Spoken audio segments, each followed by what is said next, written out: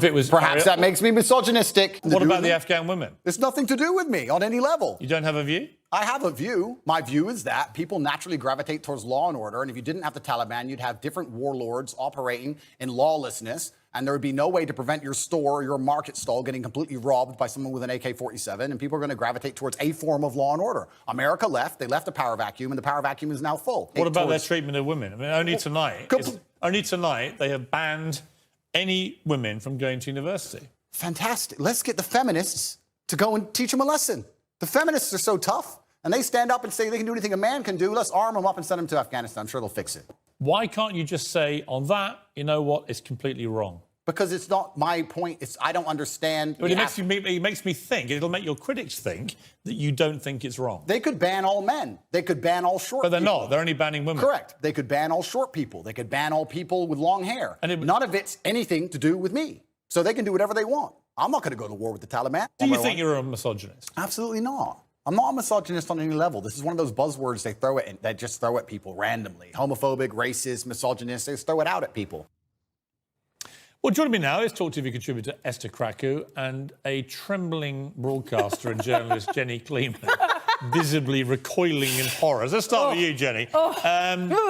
He's not your idea of a role model. Well, no, he's not. I see him as a symptom of a problem rather than a solution to it. I can understand why. What's the problem that he's the symptom for? The problem is that I think a lot of young men feel that nobody is speaking up for them. In a culture where we are encouraged to have identity politics, the only identity that isn't a good identity is a young man or a young white male. He talks in a very straight way and he gives straight answers to some questions, which I think he gives very wrong answers to. Good day, brothers and sisters. Welcome to the show. And are you a toxic man? Or maybe you're a toxic woman? And what is this buzzword that's been thrown around as a misogyny? And Glenn, your favorite term is, what is that? Misandrist. Yeah. Did you recoil by looking at this woman on the redhead on the screen? No, G-Man doesn't recoil towards anything. But today's show is going to be more about, get this. If toxic masculinity is a thing, what about toxic femininity? But to understand if it's a thing, we have to understand what toxic masculinity is. Is Andrew Tate a toxic man, Susan? Well, that's a hard one to say because a lot of what he says is actually truth. It really is truth. I think it's the energy that comes from behind the words he says. I think because he's so adamant about everything he says, it brings to question everything he says, right? So it's the energy that comes behind these words. So is he toxic masculine? I don't know. I think he's protecting manhood. That's what I think he is. I think he's a vigilante for manhood because he's fearful of losing manhood in society. I get it, but I have a different style of instilling or invoking change in the world. He has his style. That's okay, but we have an opinion, and I don't jive with him, although sometimes it is funny, some of the things he says, because it's very true. And sometimes truth hurts. So we need people like him to balance everything off, don't we? Also, he's controversial, a lot of things he says. He's also a showman. And to get attention and notoriety, sometimes you have to put on a show. Do I believe he's a misogynist or a toxic masculinity? No, not personally. But there were some things where I recognize his showmanship to get more views and likes and get more recognition in the world. You know, one of the things I didn't like was when he used the derogative term for women, for certain women, bitches and whores, and these aren't really nice. They're horrible, actually. They're stereotypical. I know why he was doing that. It was, wow, people were listening because they were freaking out that somebody's actually saying this stuff. But, like, he's about 37 years old. So, like, he could, like, if I had a daughter and he was dating my daughter, and in the house, if I heard him call my daughter a bitch or something like that, I'd walk over, you got to put your hands up because you're going to get a smack in the head. Even though if you were the kickboxing champion of the world. Wrong is wrong, and I can't let that go unnoticed. Real men don't do that. Okay, Glenn, you sound like a toxic masculine person yourself. When you want to, use your violence against other people. That's toxic masculinity. No, that's masculinity, but I think the Matrix has put the word toxic in front of it because they want all men to stand down. Do not oppose their agenda, what's going on. When you if you want to target a nation, weaken a nation, you target the men first. And this was one of the ways of doing it. And anybody who rebelled against it, obviously, they were using this person in the media, calling them out, and doing everything they can to ruin this person's character. It was like a character assassination. So today, I believe a lot of men still, they think like we think, but they just don't want to say it for fear. And that's where I want to tell my brothers, that's not being a man. You don't make your decisions based on fear. You do what's right and what's wrong, not what's easy and what's hard. You don't make your decisions according to that type of criteria. You do what's right, even if it's against the popular concept at the moment. So what does it mean to be an actual man in this context? Does that mean you stick to your values no matter what, at all costs? Do you ever compromise? Well, that's a nuanced question. It's you could have many, many answers. The same thing with the phrase toxic masculinity itself. But a masculine man, like we said once, is not a nice man. A real man, is a man who knows when to be nice and knows when not to be nice. That's a good man. Okay, that's leadership values. Because let's face it, the world can be an aggressive place sometimes. And if you're with your lady and some guy has bad intentions, well, you're supposed to defend that lady. She's not supposed to defend you. That's ridiculous.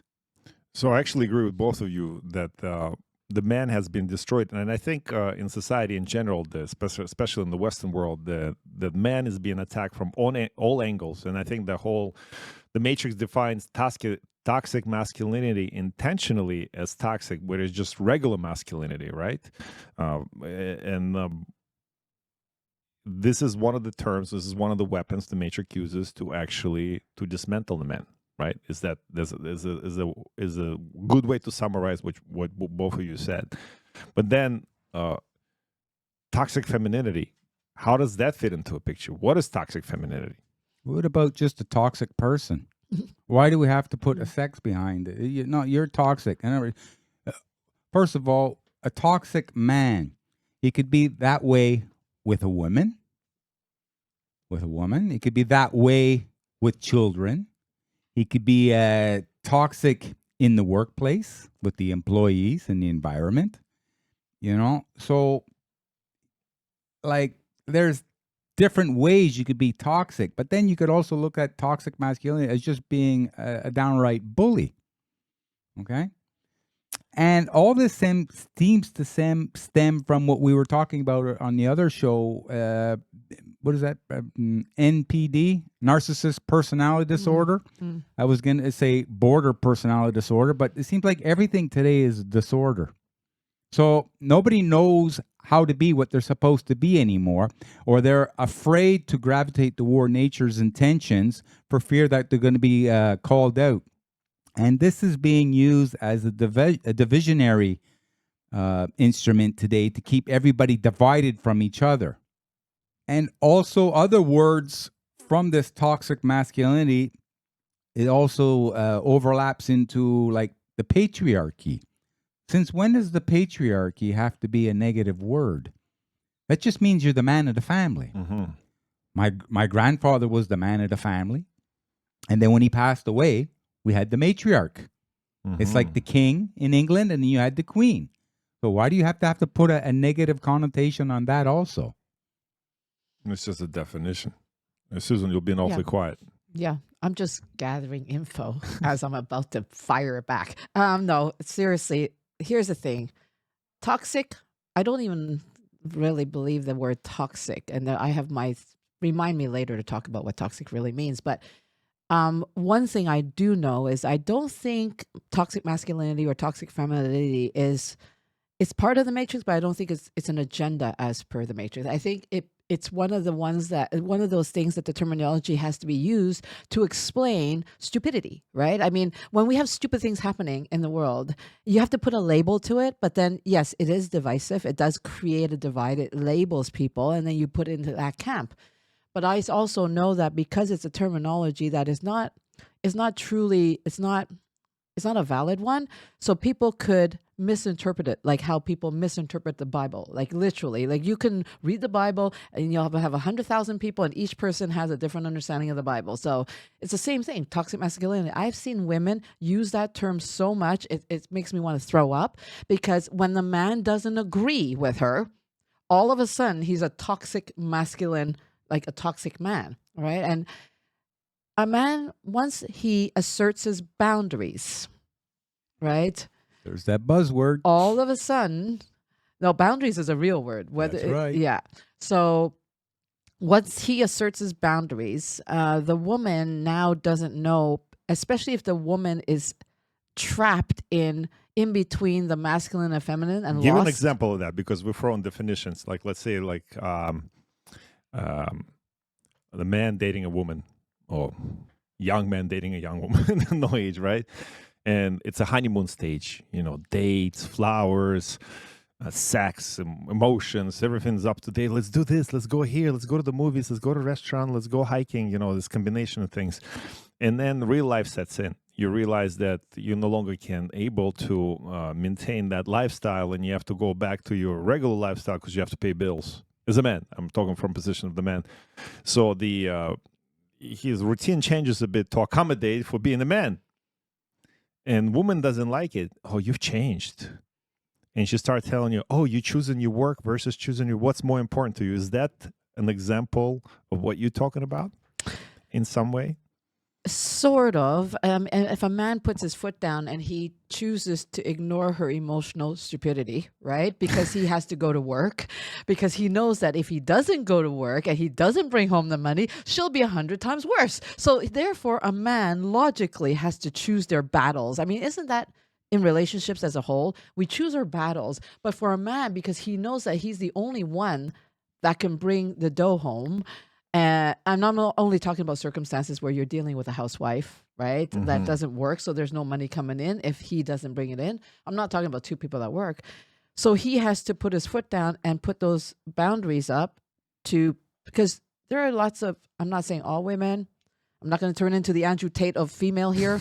All right. No, but we want you to do that. Yeah. No, I Andrea can't. Believe Tate. me, I can't. I can generalize like a babe. But anyway, but there are women that, okay, like it's almost like there's a sense of entitlement to demand to be heard. And I think we've lost the skill of being conscious leaders, right? So let's say, for example, and I've gone through this myself, because believe me, I can overpower any man. So it's scary too, because the emotional warfare. So my husband, I've had to learn shaking your booties, baby. I'm about to kick you really hard on the table and you're going to scream. So anyway, no, but The sun doesn't shine and mama never kissed me. But here's the thing. So let's say, for example, I've gone too far in the emotional conversation with my husband, let's say, for example. And there's only so much a man can take in listening to the ramble of emotional circular roller coaster, right? So they cannot possibly follow the shit that's going on in here. But because I have my own issues and I need to lash out and be heard, but I'm going down the rabbit hole, if he doesn't put his foot down, we both go down the rabbit hole. So I've had to learn how to self-regulate and saying, okay, hold on. So we've come to an agreement where if I'm going down that rabbit hole, I said, honey, give me a sign, like where if you do the sign like this, then I'm like, okay, but whatever we agree to. Don't just do that to a Nicer woman. sign then. Don't do that to a woman. Time out. Yeah, don't do that to a woman. No. But I'm just saying for me, because I need harsh, right? Just to make it funny. So if he does a sign like this, whatever we agree to, then it kind of wakes me up from that roller coaster. And so we've had to come to those terms, but he's willing to work with me, knowing that I have the issues that he doesn't have. So that's where he exercises being masculine, but not toxic masculine. You see what I mean? If he were toxic masculine, I'll give you an example of the same scenario. He would just say, "Hey, go sort yourself out. You're an idiot, or you're just an emotional, pathetic person, or like you shouldn't be you should stop yourself, and you should." That's where he's like, then that would be more toxic masculine, because he's ignoring the fact that we are two different genders. We have two different physiologies. We have two different ways of dealing with.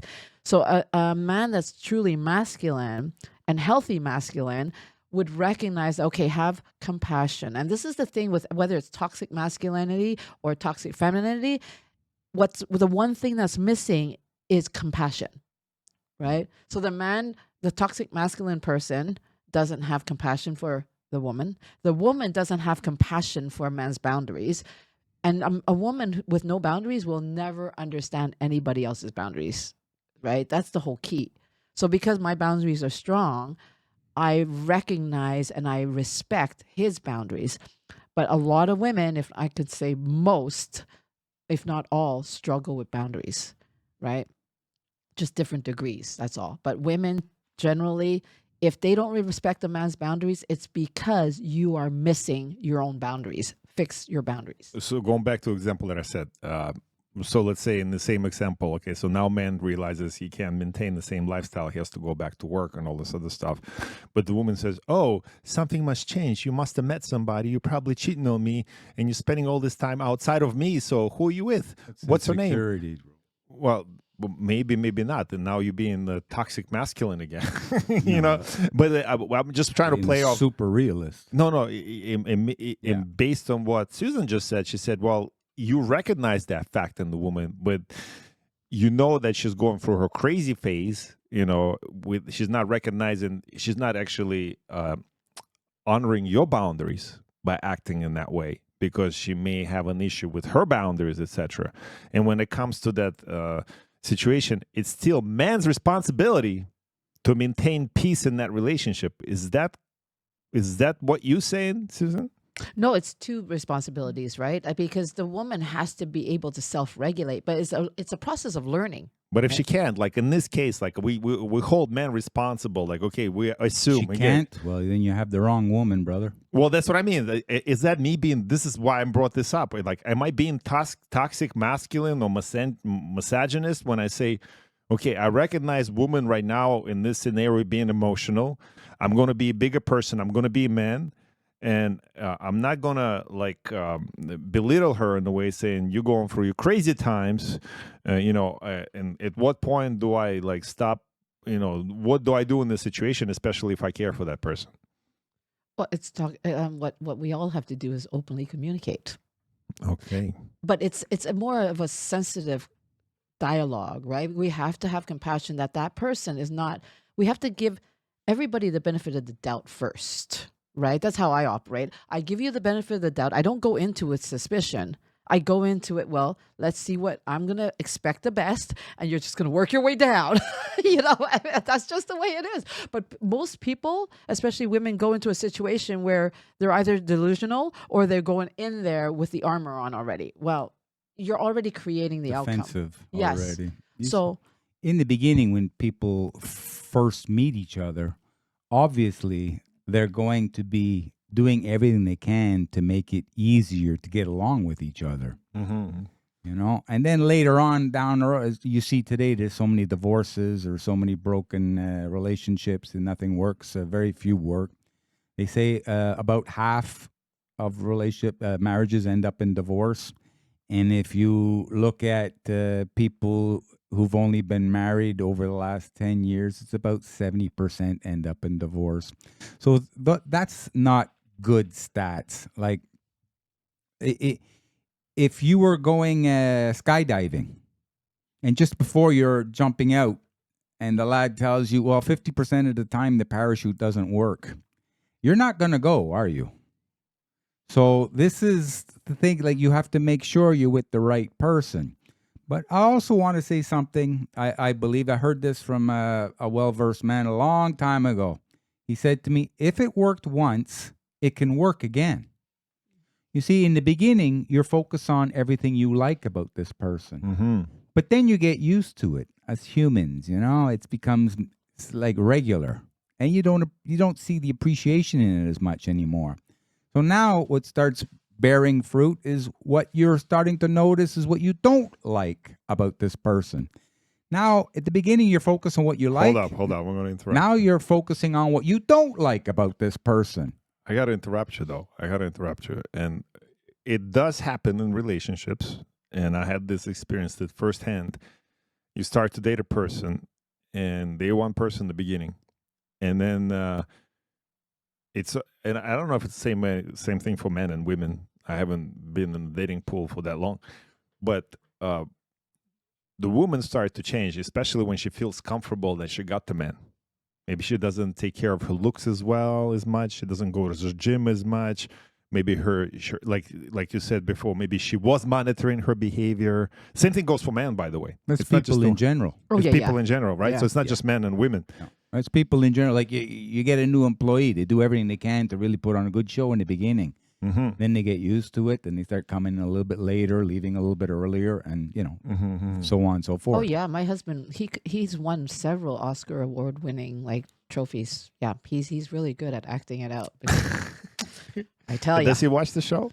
No, he doesn't. He no, will now. He did. Oh, our he show. Will now, yeah. Oh yeah, no, our show. Yeah, he loves it. But because I talk about him for real. So Glenn, I interrupted you. So it does happen. It does happen in this scenario where the relationship does change dynamic because people adjust their behavior. They become more comfortable. They become complacent, I guess. And we start to, and it's sort of like they say, little by little, we may not be happy with that complacency, but we don't say something in the beginning right away, or actions don't. So, it comes down to communication again.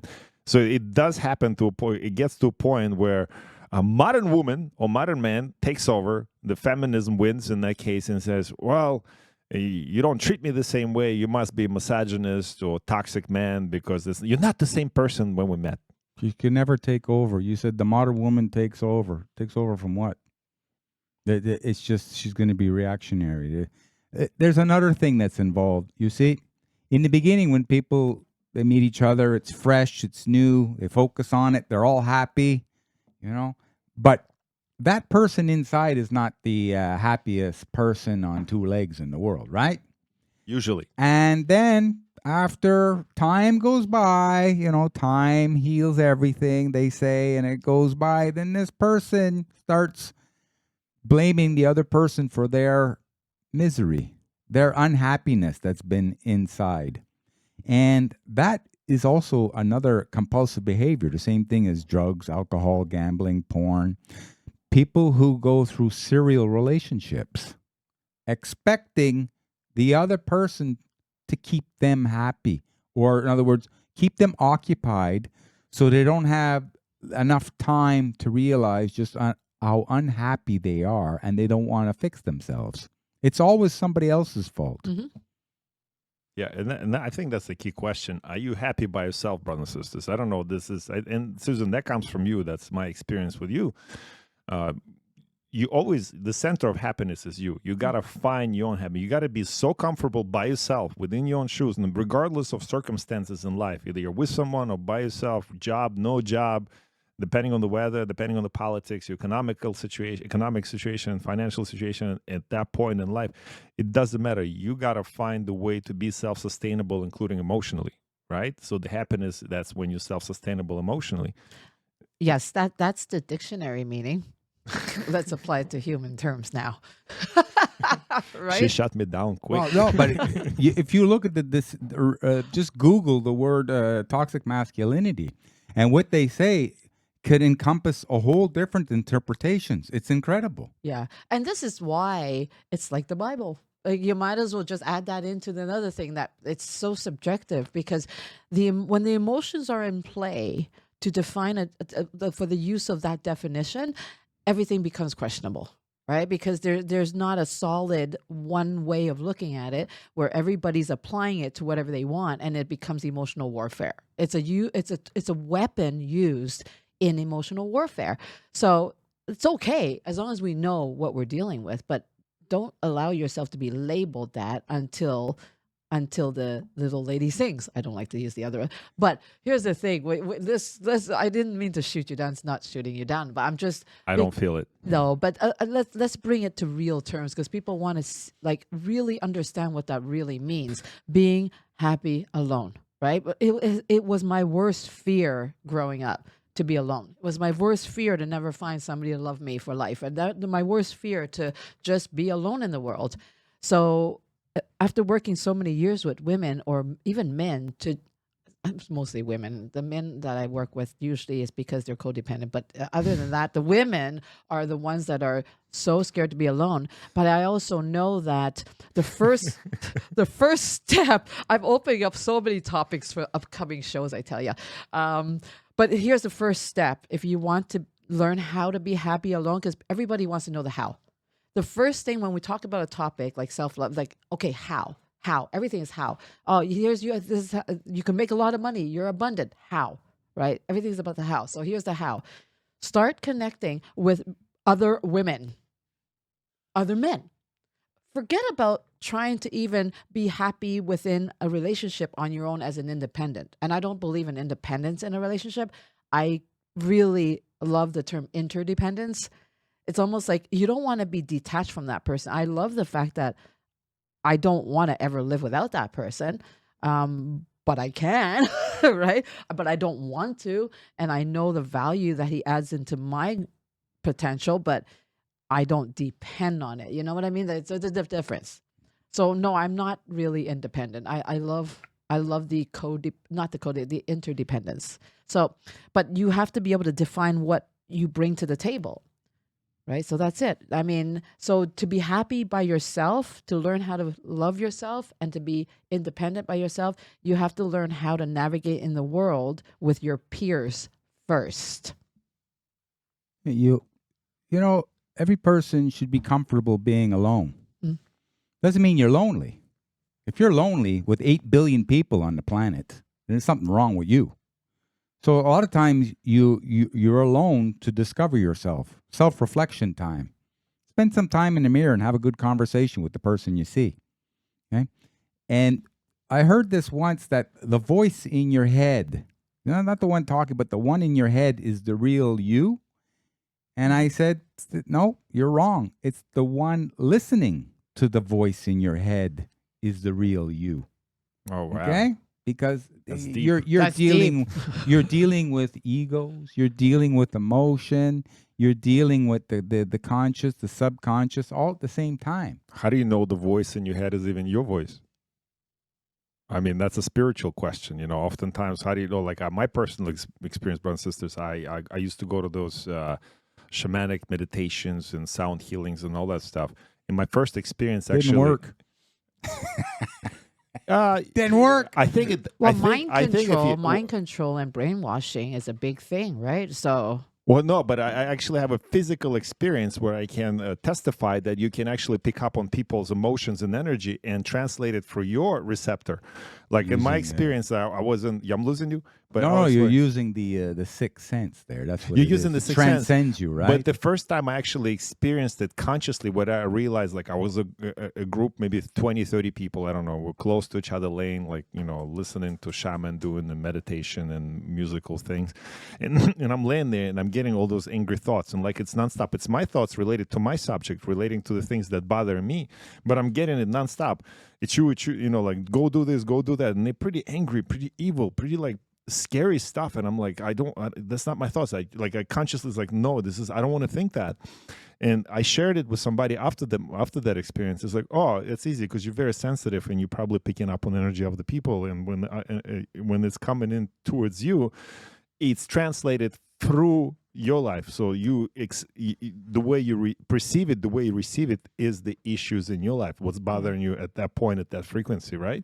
but it's still you, though. But it's still I you. don't believe in everything that goes through your mind is still you, You but it's your gravitate ego. it. Yeah. You still attracted, right? Yeah, You still exactly. attracted. Exactly. So You're the Glenn, translator, right? you're the translator. So you're still the center. You cannot never point a finger to anybody else. You No. may be influenced. That's why they say, be careful, be wary of the company you keep. Mm-hmm. So if you go into a place that's surrounded by a bunch of crazy people, you're probably going to pick up on a little bit of crazy eventually.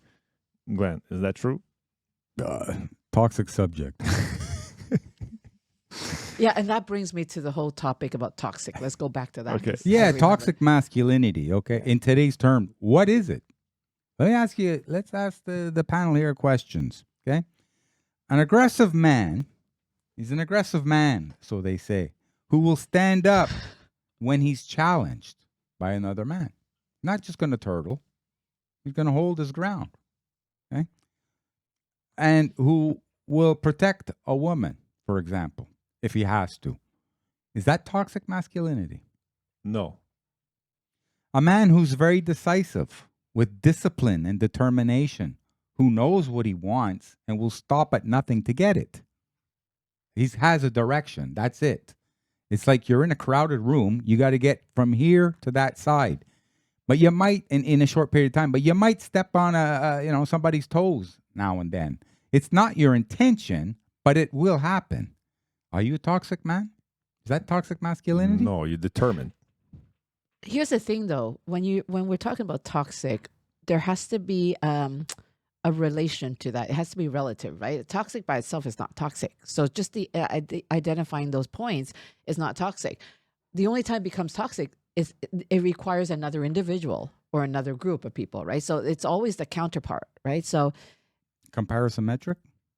whatever you, The other, to gauge yourself. correct. There's a measure, right? So who's the one that's saying it's toxic, though, right? Is it another man, or is it other men, or is it the women? So because this is really subjective topic, right? So yes, if a man has to go and, let's say, for example, like the example I gave, if let's say my husband has to be totally focused, if he's going to court and he's fighting a case, let's say, for example, he has to get into that space, that zone.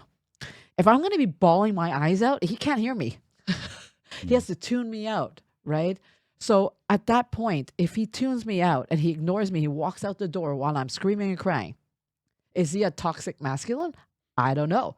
I'm saying no, but another woman might say yes. You see what I mean? It's the most ridiculous. I do know that the only thing that we cannot counter, the most logical way of looking at it, is a toxic masculine man, right? Is somebody who upholds this role that man has to play in this whole gender relational thing. So a man that believes that, hey, men are not supposed to ever cry, and if you cry, you're this. That's what they define as masculine. So a man is not supposed to do this. Like, for example, I could say my husband's toxic masculine because he refuses to hold my freaking purse. Like, sometimes I'm tying my shoelace. I'm like, honey, can you just hold it? I'm not holding that. I'm like, come on. I have to put my beautiful LV purse on the floor, on the ground, and you refuse to hold it? And so I have to put it on my shoulder, and it's falling all over the place as I'm tying he refuses to touch my purse. Does he hold your hand in public? Yes, of course he does. But he refuses to hold my purse. Glenn, have you ever held a hand in public? Yeah, sure. Okay. Yeah, proud of my lady. Yeah. Okay. Belongs to the G-man. But he won't hold a man. Like, he won't hold the man's hand. No, neither. right? No, of course not. But he does hug man, like because he's in a hockey team, so he plays hockey, right? So they joke. But there's certain things like, does that make him a toxic? He's toxic for sure. Yeah, he's toxic, eh? And another thing, According to ladies. today's standards. Well, another thing, ladies, I want to take dancing lessons. Yeah, Right? yeah. No, he won't. He refuses. So I have to go with my girlfriends and play like this. Oh, but a man who has rhythm and can dance and swing that woman around like nothing, that's masculine. Yeah, yeah. is, He isn't shows his strength, his power, and everything. He just won't do it with me. So he won't go dancing. Maybe So- after this podcast. he Yeah, will. maybe. But he does the laundry. He washes the floors. Yeah. He does all that. So Yeah. if you see, He There's no makes such- lunches that are really yeah, he delicious. cooks. He cooks. Like he'll do whatever. He'll babysit for He's me. a Like, class act. I met him. He's a gentleman. He's a class act. so yeah, exactly. So just because he doesn't want to do something, because in his mind, a man, I will not hold your purse. So I don't care if it's falling on the ground. I don't. You see, if there wasn't a balance, I would say, yeah, you're toxic masculine. If he never did the laundry, he's like, Susan, that's your job. Or I'm never gonna cook. That's Susan, that's your job. That's toxic masculine. So there's such a gray area here. We should not loosely use these terms, right? Yeah, and also that toxic masculinity would be a new modern day term, which would probably attach itself towards a certain type of character of a man, like an alpha male, or the lone wolf, the sigma male. Okay. You know, they're looked at as toxic. They're looked at that way because the people looking and saying they're just weaker than them. Okay? Instead of empowering themselves, they try to disempower somebody else to try and lower them. Okay? Today we have the Matrix. It has an ongoing preference to push people into the breeding of beta simps, beta wimps. Men should be, submissive, should be walked all over just to keep the peace. And I think a lot of women will lose respect for a man like that. She likes a guy to know what he wants, stand up what he believes. We were talking before about boundaries. That's not toxic to have boundaries, you know. But Or that's not what's sometimes they say that they're insecure. Oh, no, honey, you're not going out with your girlfriends 1 o'clock in the morning to a club dancing. No, I have boundaries. You see, I don't do that. No, I don't do that. I'm in a relationship.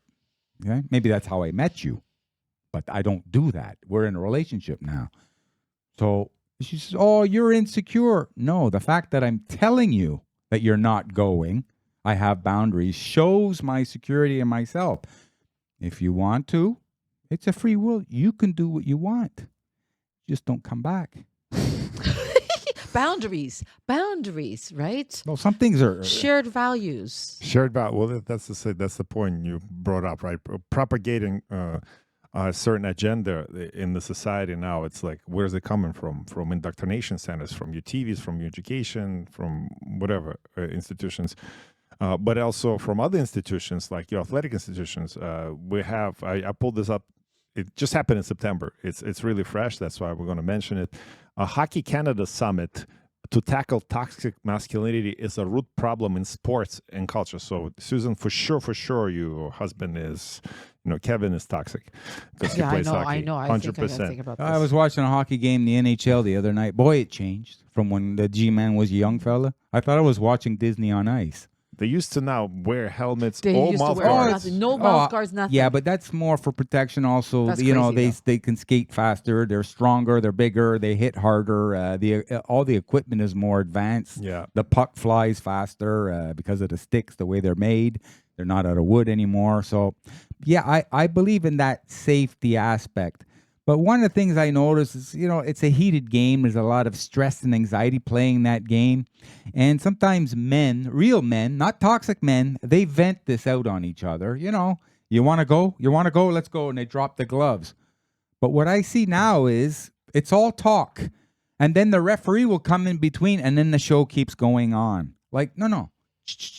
If you really want to go, just say, look, you want to go? You want to get it over with? More respect for you like that. Than whining and saying, you're lucky the referee's in front of us. You're lucky because I'd take you out. What is that? Well, it's also part of bread and circuses. And back in the day, bread and circuses was straight up gladiators killing each other and being fed to the lions. However, the toxic masculinity defined by the Hockey Canada is this. And let's see if you guys agree with me on that. I do. How masculinity is defined in hockey. Glorifying toughness and violence, the bro culture, the code of locker room, and how elite men's hockey dominate the sports culture in Canada is on the agenda. That's really so. The man being man is toxic according to Hockey Canada nowadays. It's like ridiculous. you're going into sports. People are going to give each other wedges. They're going to slap around. They're going to make sexual jokes. They're going to make all kinds of stuff because there's a lot of testosterone flying around, right? And men being men on top of that. Like I remember playing sports. It's competition. Even in a team sport, you're not only competing against the other team, you're competing for the spot in the starting lineup. And you can only be in that starting lineup if you're better than the guy next to you. And you have to outsmart him, outplay him, outtrain him, you got to be a bigger, better, faster, etc. in everything, mentally, emotionally, physically. And sometimes you could have been next to the most amazing athlete physically, but the guy's got a screw loose on his head emotionally. You're going to get to him emotionally. You can talk about his girlfriend from last night. You can do it, and he can lose this, concentration, and he's no good anymore. Well, I do believe that. I mean, it's not just hockey, though. It's all sports. Anything that's hyper competitive, there will be an element of that bro thing, or that it's the secret society for like in locker rooms, right? And so, but I think what they're really talking about, though, is the whole concept of mental health in sports, right? Because the mental health, the world's changing. So it's creating a lot of mind games within our own minds. So a lot of these people, and also a lot of these people, they have personal lives. They have relationships, right? This is a relationship show. Let's go back. And so these men that are hockey players are in relationships with girlfriends, or I don't think it's boyfriends, but girlfriends and with wives and kids. They carry a lot of this emotional baggage into the locker room. And so they have no outlet because, God forbid, we don't talk about emotional stuff in the locker room. Well, not in that competition state, because you still have to maintain. So there is a suppression of the emotions, right? Which is causing a lot of issues within these people because they don't have a way of expressing. So whatever is not expressed is suppressed. And then the mental health, it goes down even further. Don't you think? You're a man. I don't know. I'm not a man. I'm just looking at it. Okay, well, I'm just going to, based on what you just said, let's stick with the idea of mental health. And I think it stems also from upbringing, right? The situation at home. Like, so the trauma for the children, especially for young men, starts with home, right? If there is a father lacking the true man and the patriarch in the family nowadays, most likely the kid will have issues, and then if he's being bullied at home or he's missing the father in general, he may become a bully. So there's JC writes, as a kid, I remember all the boys that played hockey were bullies, every single one. I watched it from the sidelines as they only tried to bully me once. I was suspended because I beat up the star player, yet they never bothered me again. Yet I saw many kids bullied, lost all love of the game after that. Never watched the game again. Wasted time anyway. Yet, if bullying kids is your goal in life, join the hockey team. There's a lot of issues in that comment. Yeah, and that's a comment. That's his judgment. Right? Yeah, and he pulled that out of some dark part of his body. Well, that's his experience. I got it. But it too bad he reflect. looks at it that way, right? Yeah. Too bad. He's just not a sportsman, okay? You're in the game. You're playing against other men. It's high testosterone. It's aggression. Like you said, all the necessary attributes to be the top at your game. And that's toxic. Even have this, we're talking about this, how illogical things are. We want to take masculinity out of men's sports, and at the same time we want to allow men to play in women's sports because they let their hair grow long and they put some makeup on. What kind of society has we've allowed to fall down to? I believe that's the definition of toxic masculinity. Like when you actually take a man who is a biological man and you put him in the women's sports, that's toxic masculinity. Bingo. That's the G-man's idea of toxic masculinity today is the emasculated male. The male who's a chicken, who's weak. He's embracing the feminine qualities in himself, and he gets along with the girls, Maybe, okay, so what? He might have some homosexual tendencies. That's his business. I don't care about that. But I can tell you the world is going down because of too many emasculated men. Not enough masculine men who stand up for what's right in society. Things worked a lot better the way they used to be. Things are not. Let me ask you, how are things going now? With potential wars everywhere, people going through hard times, the families breaking up, children being brought up in single-family households everywhere, no proper guidance. How's the school system, the indoctrination system, used to be called education system, how's that working out? There's no more values, like you said, but also like Andrew Tate was started with video. He said, "Well, let's recruit all the feminists for the ongoing wars." That's not toxic, right? Let's bring all the women into the army first and let them fight alongside with men. Well, I mean- that's one of the points of toxic masculinity, and that is anybody who's homophobic. Like homophobia is a form of toxic It's a masculinity. fear. A right? phobia is a fear. Yeah, so exactly. if you're a man and you So- have these fears, well, Yeah. how manly are you? Exactly, right? Like, so this is the thing. Like, if a man is going to be against, I have so many gay friends. I don't, I mean, I grew up with gay friends, so They're happy? I'm Gay, you mean happy? I'm an honorary gay man, by the way. So there you go. I could walk into a gay bar and they will honor me because I'm an honorary gay man. Okay, so anyway. She's the queen of the gayborhood. Yes, I am the mascot. Okay, so anyway, hey, they taught me how to put makeup on. Like seriously, like the perfection of the look.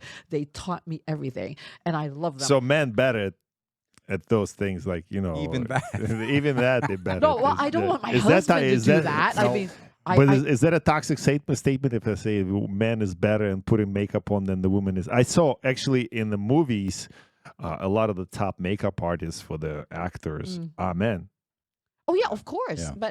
But here's the thing. It's also easier for you to have a conversation with gay men. You relate more.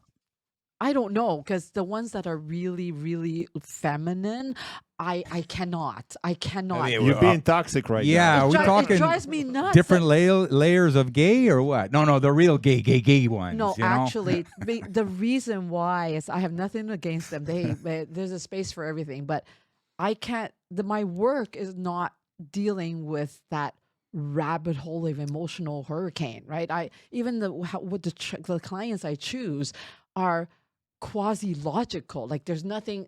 There has to be some kind of logic. So it's just my choice in who I resonate with most. When I used to be in that rabbit hole, yeah, I couldn't hang out with all the rabbits, right? But I'm not in that rabbit hole now, so I can't live in that rabbit hole.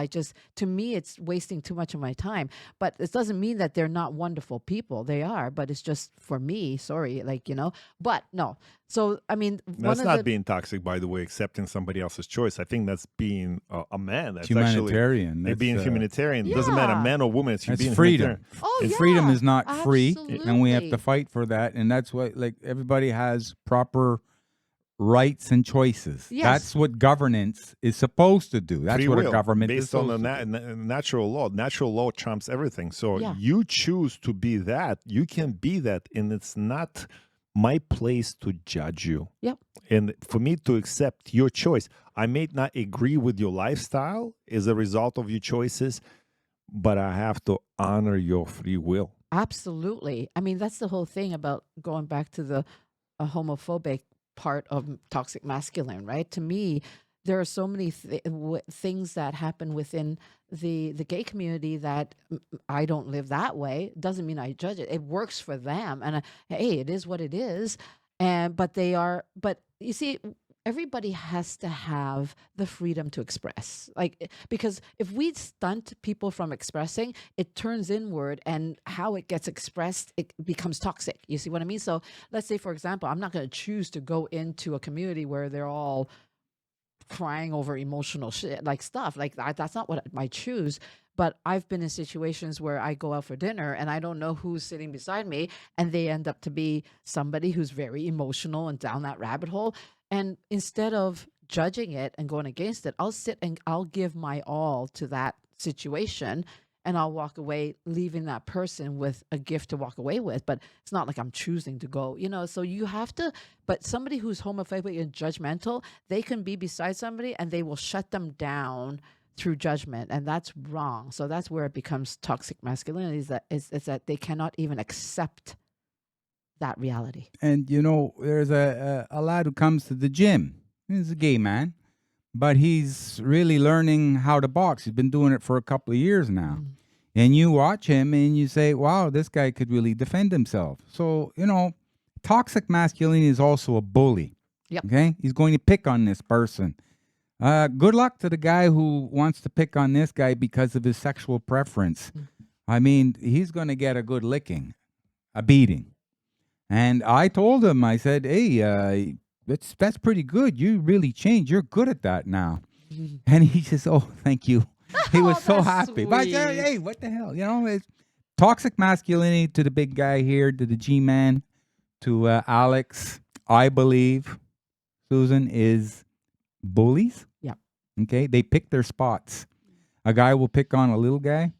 A guy won't pick on a guy who's 6'3", 280. Okay? He won't do that. So that's a bully.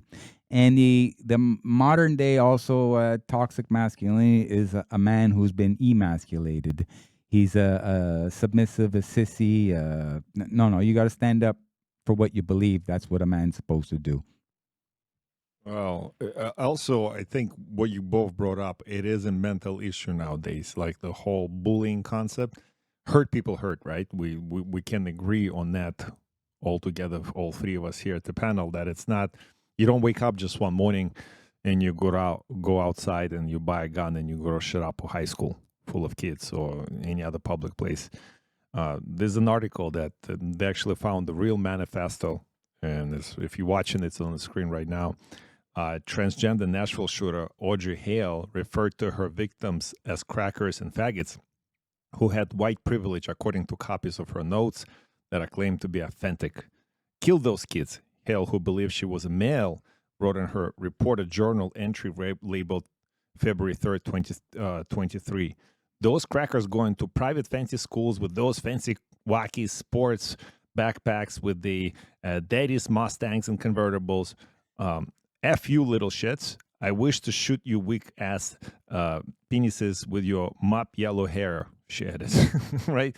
That sounds like a mental issue to me before anything else, right? Well, it gave it away right at the beginning. What you said, transgender Nashville shooter. You mean transgender is a normal, healthy thing? No, that's the point. The So whole thing, I right. think like the whole toxic masculinity, if you're going to define as anything, that's the reason I brought up this story.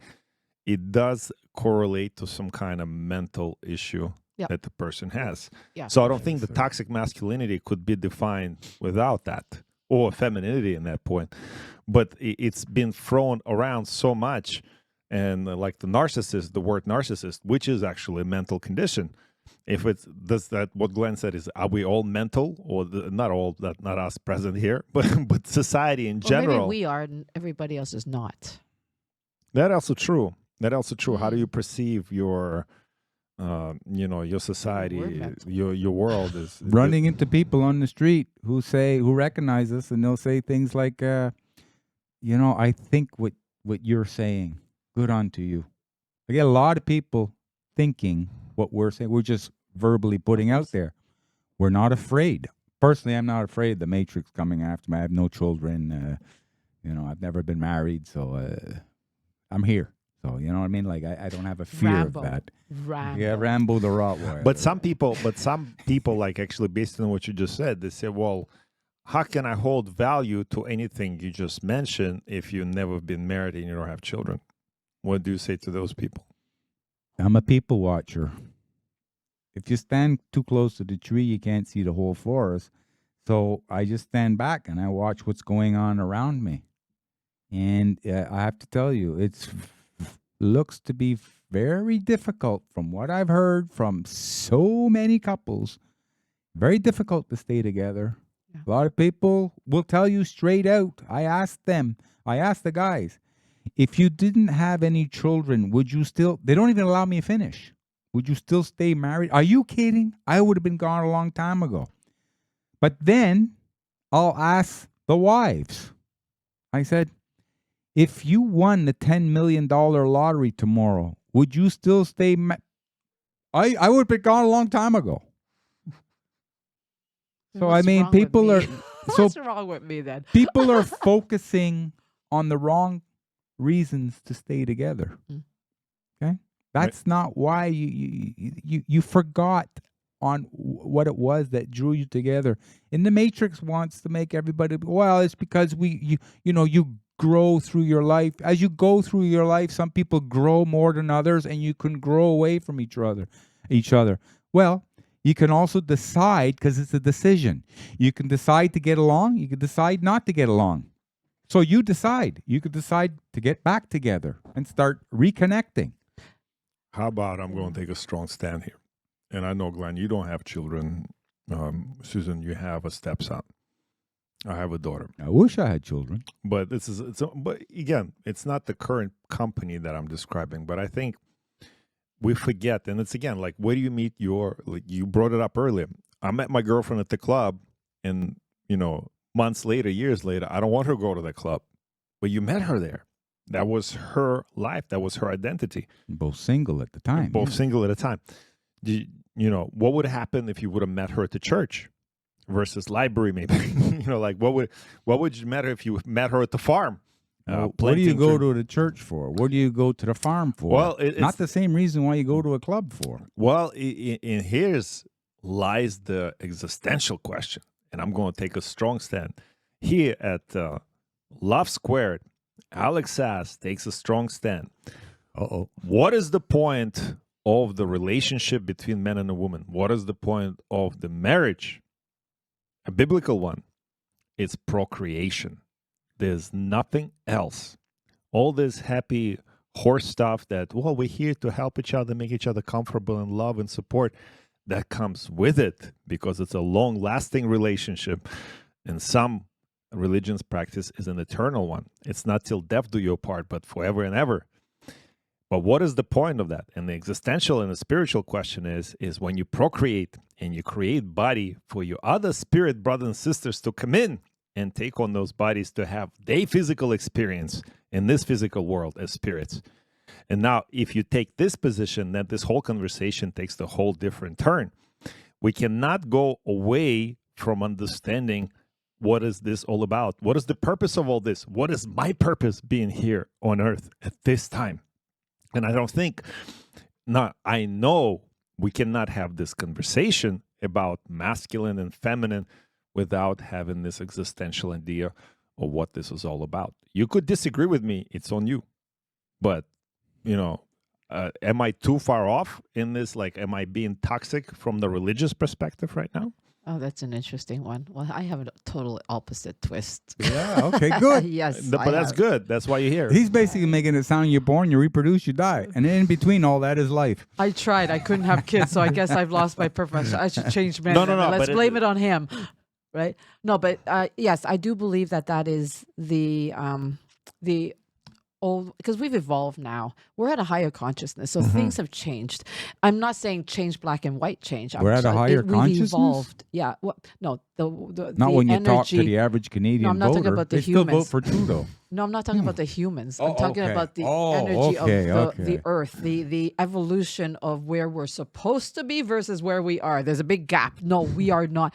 People are so far behind in consciousness, the humans are. But the world is moving whether or not the people are, okay? There's a big gap, right?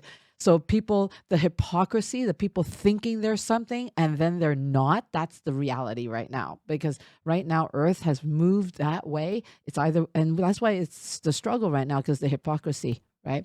But here's the thing. So my idea of why people come together and why people evolve together, it's because we need that other duality to grow.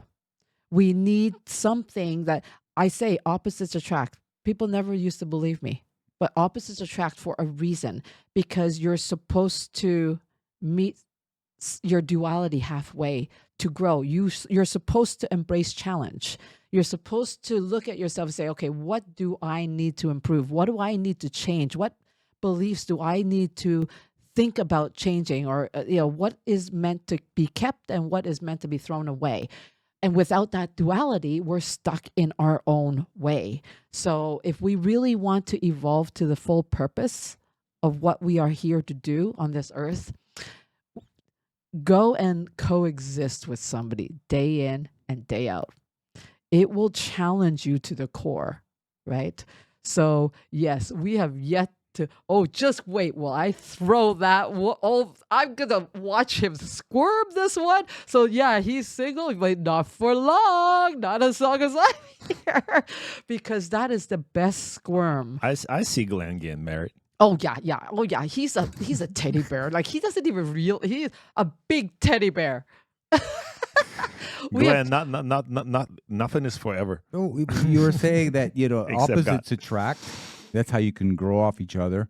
But isn't your soulmate one who you find a lot of similarities in?